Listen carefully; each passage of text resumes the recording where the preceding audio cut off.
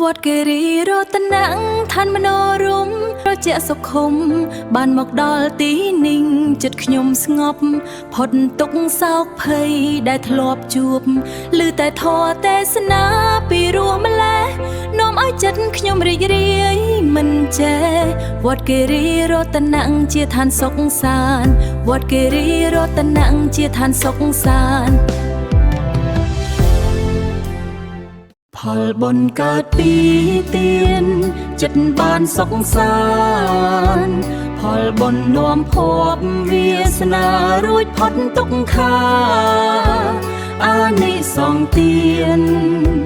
ជីវិតថ្កើងថ្កាន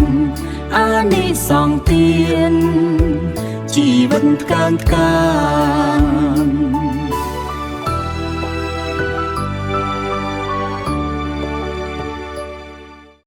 នឹកដល់ញាតិដែលឃ្លាតទៅហើយគប់នៅឋានណាឡើយចំរៀងនេះខ្ញុំសូមអូទិញជូនពរជ័យដល់ដួងវិញ្ញាណសូមឲ្យបានសុខក្សែមខ្សាន្តកុំ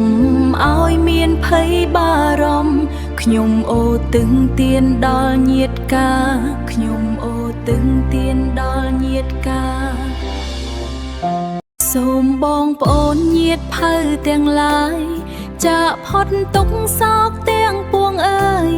សូមបានសុខសាន្តកុំបីឃ្លាតបានសោយសុខគ្រប់ជាតិទៅមុខសូមញាតិខ្ញុំរួចផុតចាកទុក្ខបានដល់នៅសុខសម្រានកាយសូមបានសុខសាន្តកុំបីឃ្លាតបានដល់និព្វានកុំខានឡើយចំពោះព្រះអង្គអត់មានគ្រូអាចារ្យណាប្រដៅព្រះអង្គឡើយសូមឲ្យកំចាត់បងអបមាំងពលទាំងឡាយឲ្យជាចិញ្ចាឆ្លើយព្រះត្រៃកុំបីមានដោយកំឡុងអនុពា